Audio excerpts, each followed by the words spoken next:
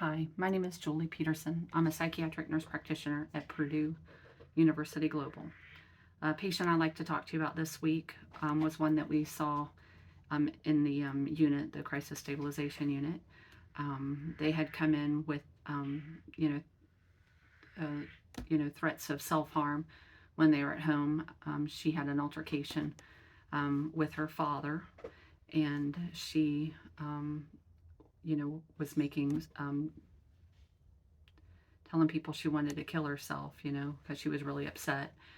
So her family had went ahead and called the police, and then she was brought into the unit, and after being Baker-Act by the police.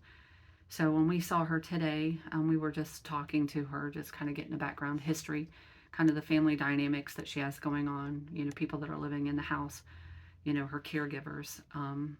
She has a mother and a father, and it's her biological parents, and then she has a 16-year-old sibling that's there. So after talking to her for a little bit, she seemed to be a little bit more open to kind of what was going on. A lot of what she said didn't make sense. We were taking notes, and she was kind of going back and forth on what happened. So she was saying that nothing was her fault, which, interesting.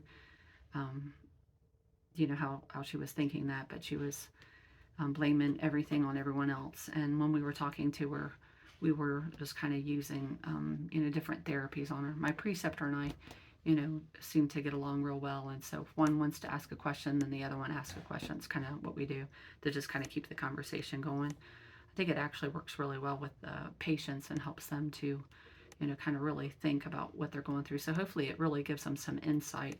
And I know based upon, the age group, being such a young person, it's hard to have insight, and then also hard to have a perspective on what's going on in life, and how much of this is really going to affect you in your future life, and different coping mechanisms that you can try.